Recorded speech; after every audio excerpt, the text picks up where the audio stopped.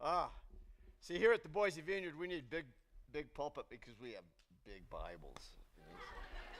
My name's Troy Robinson. I'm a product of the 60s, but really I'm not.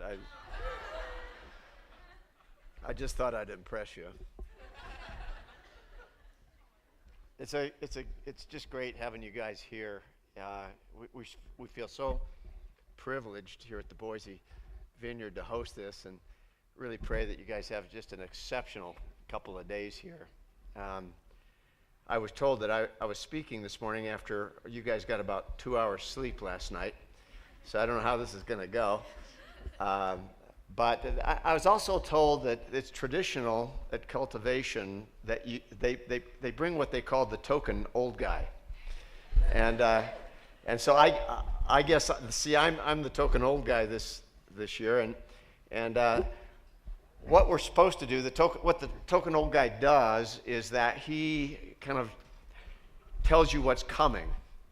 And after, in my case, 63 years of living, you do just through trial and error, walking through this life, you do learn a few things along the way. And it's nice when you have the token old guy coming in here and saying, this is what's coming, and I want you to learn from me, so you don't have to kind of in many cases, learn the way a lot of my generation did learn. And so I want to talk to you about something this morning. I figure as the token old guy, I want to give you, in the next 35, 40 minutes or so, tell you something that I know is true. Absolutely true. And I believe that if you listen to me this morning, that actually it's going to impact your life. In fact, in a very real way, it'll impact your life as maybe you can learn some lessons a little quicker maybe than I did in my life. Because actually in this whole human journey that we're all on, we all experience similar stuff. We think that we're unique and that, nobody's experienced what we've experienced, but it's really not that true. Most of us experience a lot of the same kinds of things. We have the same emotions, the same feelings, the same needs, and so on. And so we can learn from each other. And so it is good to have my generation speak into your generation periodically and say, hey, learn from me, because there are certain truths in this life. One of the truths that I know is for certain is that there's something that God puts in every human being. It's part of our DNA. Just something that we're born with as human beings. In fact, of all the animal species, we're the only ones that have it. And it's what the Bible calls eternity in our hearts. God puts in the heart of every human being a sense that there's more to this world than just what, is tangible, what we can see and feel and touch. And in that, we go on a quest with our life to find out if there's greater meaning in our life, if there's more to this than we just kind of live day to day and event to event and kind of go through things in a very tangible way. Is there more? Is there an unseen world? Is there a God? Is this world an accident? Or was it actually created and designed? Am I an accident? Or was I created and designed? And if I was created and designed, was I created and designed for a purpose in a moment in human history? I'm here to tell you, after 63 years of being a human being with that DNA in me, that God is real. He did design this earth. He loves his creation, and he loves you. In fact, he purposely put you on the earth, and he purposely put you on the earth in this very moment in human history for a special cause and purpose. There's another thing I know that's true, and that God actually puts into you as a person a craving, a desire, many desires. One, for example, is a hunger to be loved. And in that hunger to be loved is,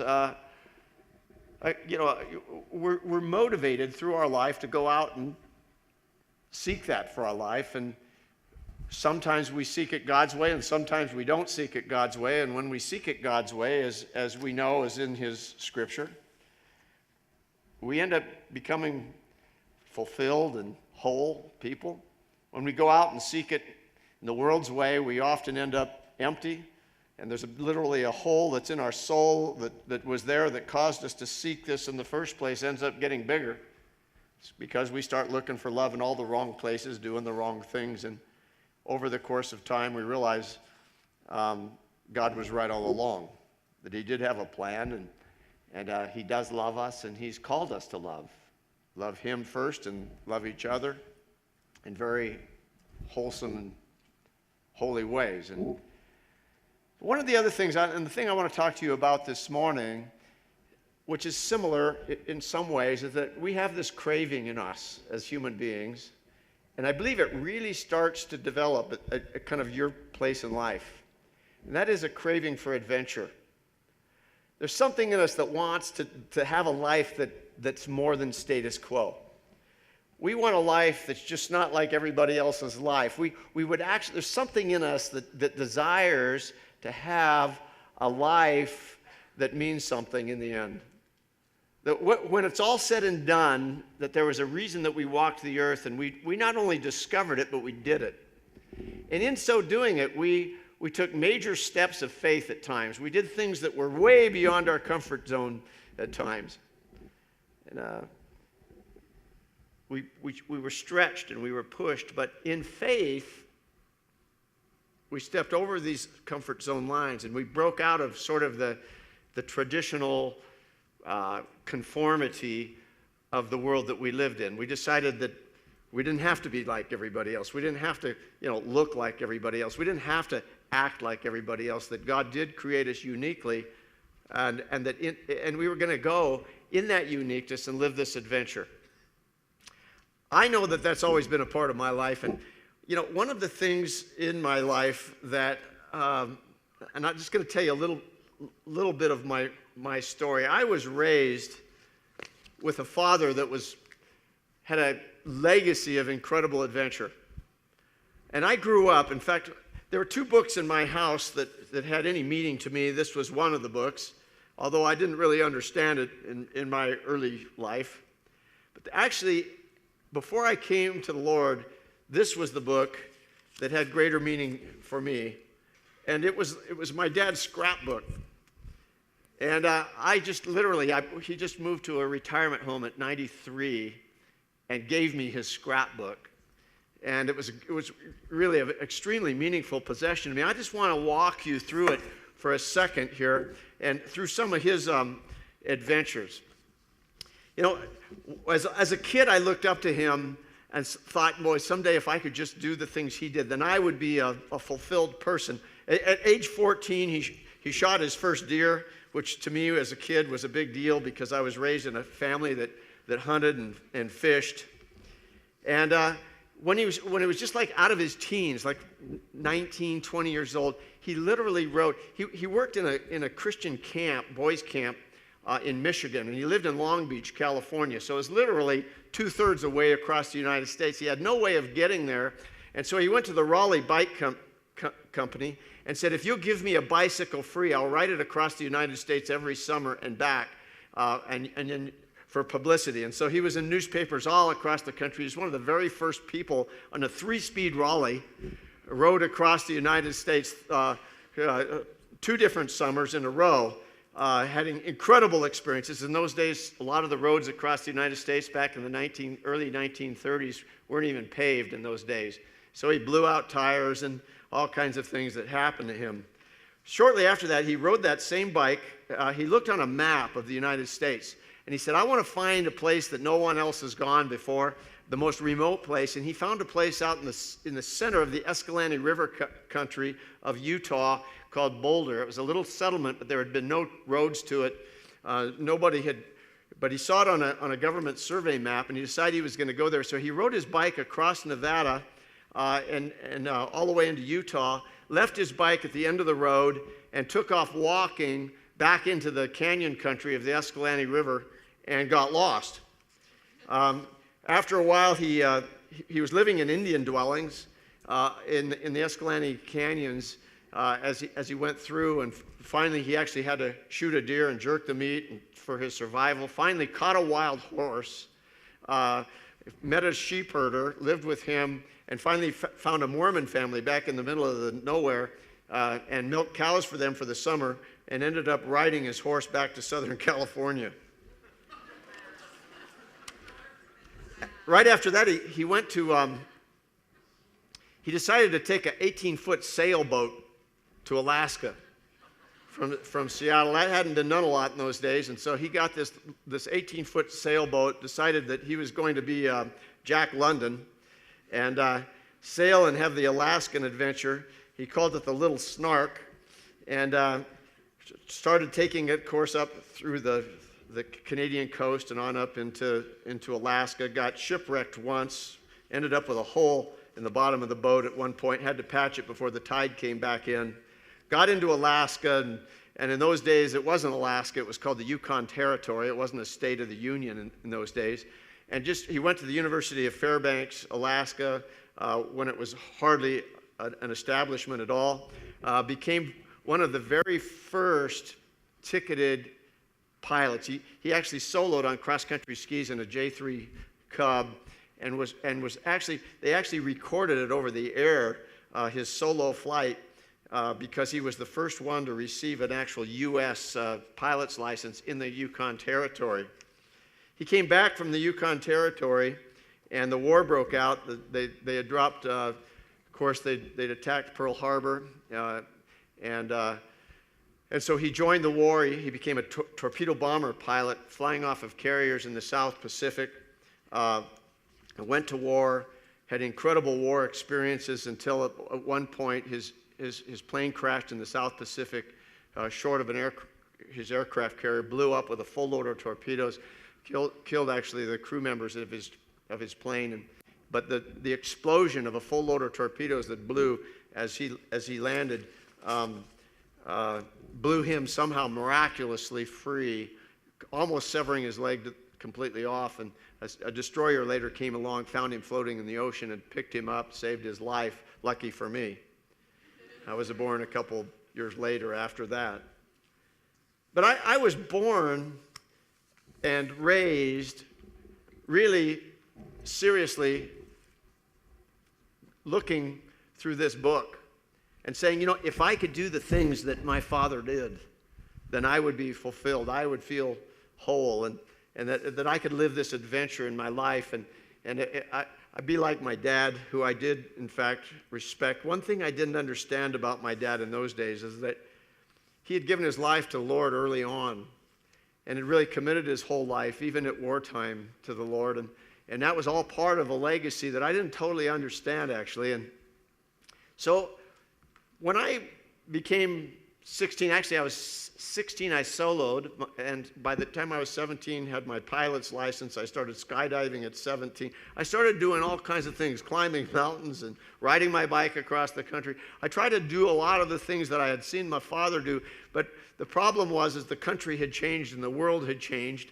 There was almost no place that hadn't been explored or seen, and I was always sad that the fact that he had the opportunity to do things I never actually could do. And so in substitution of the things that he did, I started doing extreme type sports, dangerous things, calling it adventure, but somehow it just really never met my need. And I always felt a bit insecure and inadequate in these things when it really came to real adventure. Later, when I was about 16, in fact, I just had received my driver's license. I went up in the mountains by myself, climbed up on the side of a mountain, and I just cried out to the Lord. I knew the Lord. I was raised in church because my family was a Christian family, but I never really knew the Lord. I never really understood a relationship with Christ. And I remember that evening as the sun was setting, I was sitting on the side of this mountain. I was looking out over what then was the Tehachapi Mountains in the southern Sierra Nevadas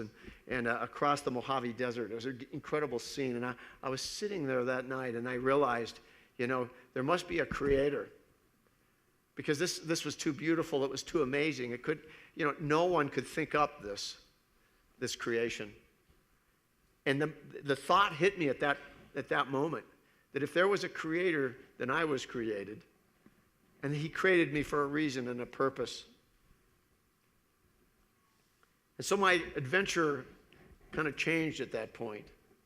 And over the course of the time, I started learning that God was real, and he did love me, and he did have a plan for me. And I started pursuing that as my adventure later, until I finally found myself in the jungles of Burma and other places preaching the gospel.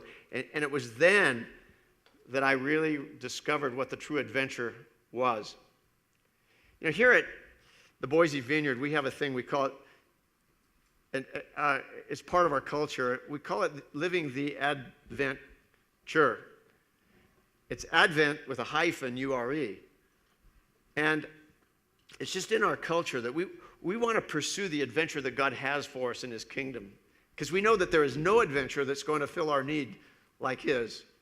Because he actually created us for adventure. He created us not to walk around in unbelief and insecurity. He created us for faith, to do things beyond, the things that we'd ever dreamed that we would do, in a world that desperately needs people that are courageous and have a heart for him. And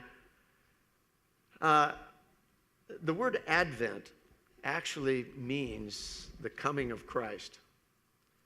And so you see that maybe when you were younger, you had Advent calendar right around Christmas, and you opened little windows on the thing, right? And we called it an Advent calendar because it was in preparation for the coming of Christ, the birth of Christ. And so we went through that, but there's a second Advent, and that's when Christ comes again.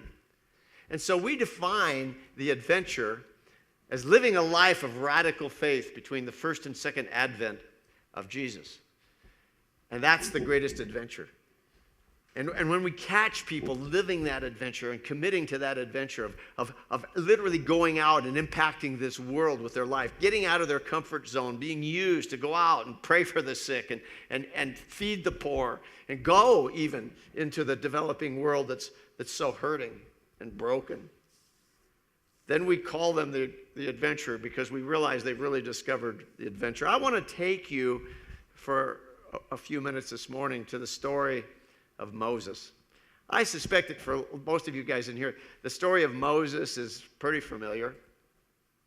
But I think when I look at the story of Moses, I can so personally identify with Moses. Here's Moses, and his people are in bondage in Egypt. And he's born into that bondage. And by the way, as all of us are born into bondage, that is the bondage of sin, and held captive to it, that as soon as he was born, his parents knew that to save his life, as the Egyptians were coming to kill many of the male children of the Jews and the Hebrews, that his mother decided that to save Moses' life, she would put him in a basket that she had woven and put him in the Nile River and float him down the river. Moses was a boy without a family. Moses had no father. Moses had no mother. Moses was really abandoned as a child. He was set off onto life and really onto the destiny that God would have for him. That, we don't have any idea sometimes at points in our life that God actually has a destiny for us. He has a place for us. And we're just kind of floating down the river. When all of a sudden, in the course of time, really out of the control of Moses, the daughter of the Pharaoh discovers him in his basket and takes him and adopts him into the Pharaoh's family. And a lot of you have watched Prince of Egypt or something. You've watched 10 Commandments or something. You know the story. And Moses is raised in the Pharaoh's house, and there comes a point in his life where he's going through an identity crisis, like most of you are going to go through if you haven't already, or if you're not already, wondering, like, who am I? What was I made for? What should I do with my life? Where should I go from here? I mean, that's a human part of the adventure experience, is coming up with answers for those very real questions. And Moses is in the Pharaoh's house, and he realizes he's a misfit. He realizes it's not quite right. He has everything he wants. He has materialism. He has, power, he has everything he wants, and yet that he senses there's still that hole in his soul that needs to be filled. And he goes out and discovers the Hebrews that are in bondage and in slavery, and there's something inside of him that says, I got to help these people. He realizes that he's not really these people, but he's not these people either, but these are really more my people than those people. And so he goes back, and of course he makes a huge mistake, and in the world's way, he tries to liberate his people through violence. It doesn't work. He runs off into the wilderness, and it's in the wilderness that Moses comes face to face with the Lord. And the Lord comes to him, and there's an interesting interaction at the burning bush where Moses first meets the Lord. And the Lord is going, Moses. Well, he probably has a deeper voice than that if he's really God, and Moses finally realizes the Lord's talking to him. And God commissions him to go liberate the Jewish people out of Egypt. And now suppose God said something like that to you. I have a great cause for your life. I have great things that I need you to do. You're just going, what? You don't know me, God. The Lord says, I have a great cause for you to do. I have a purpose for you, and I want you to go impact your world. I want you to go and change your world. Things like we start reading, we start watching the news, we see the things that are going on in the world right now concerning climate change and how that's affecting world hunger right now. Even in this country, we've lost so much of our agriculture through flooding and drought this last year, and we know that we're a nation that feeds much of the world, and we're not going to be able to do that in the next year probably because of this, or even maybe more in the future, and the world's getting bigger and hungrier, and people are starving across the earth. We're realizing that water is becoming a major problem in the earth, clean drinking water. Statistics tell us now that 1.8 million children die every day as a result of disease because of unclean water. That's or poor sanitation. That's like 5,000 kids a day die because of sanitation or because they don't have decent water to drink. That there's 2,000 children under 15 years of age that are being infected with HIV worldwide every day.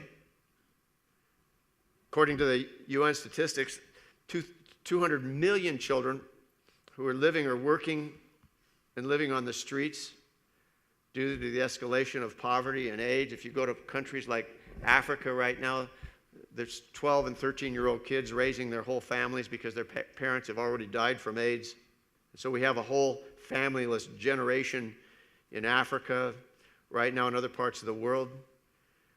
We're seeing greater increase of violence in the earth, child soldiering. We're watching how the love of many are growing cold in the world. 10 million children are victims of today's sex trade industry worldwide.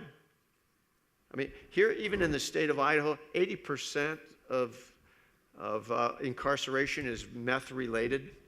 And as a result, kids are getting abandoned every day because their parents are in prison because of their drug addictions. The world has great needs. And we look at that. We look at those numbers, and we could go through those numbers. I know you've seen them and you've heard them, and it's like pretty soon you become numb to those numbers. But in your generation, God is calling a whole generation to rise up and not ignore those numbers. He's calling a generation to rise up with hearts for justice and for mercy, to go with attitudes of humility and brokenness into this world and capture God's heart for a broken world. And He's calling your generation to this. Not to just say, hey, I can't do that. You don't know who I am. That's what Moses said. Moses is at the burning bush with God, and God is calling him to liberate his people.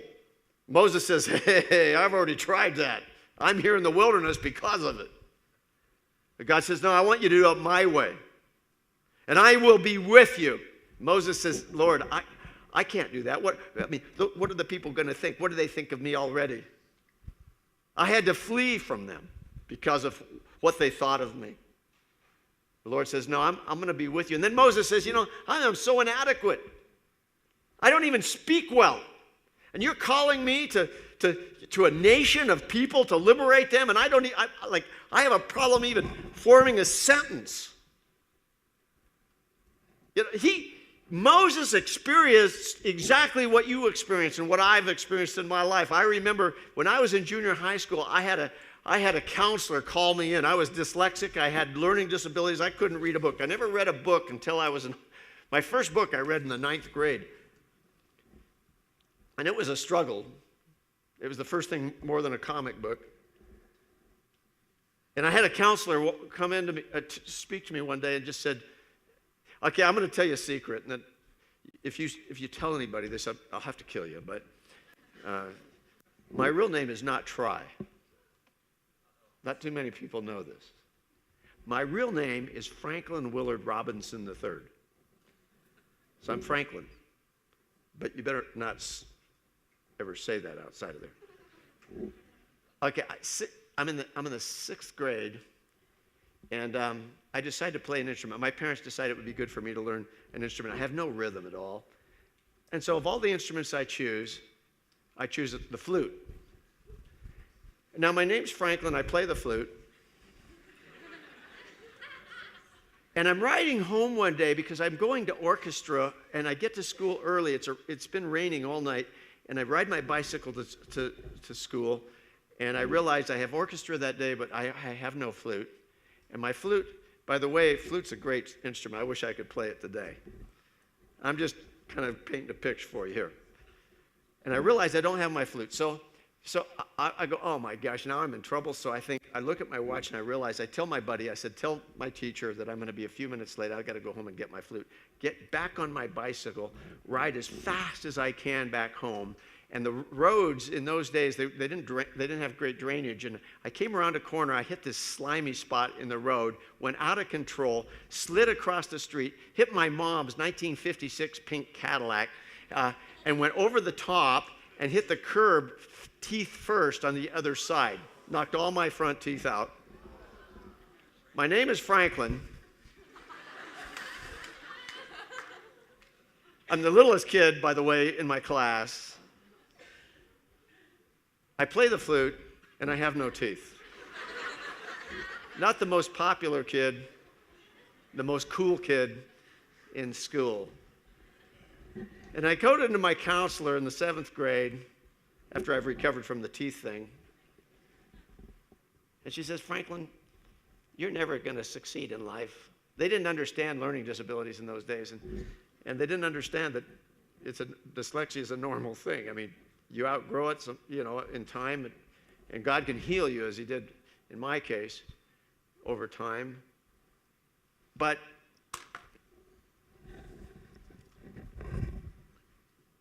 I'll tell you, I felt so inadequate. I felt so insecure. I felt like, how could I ever go impact this world?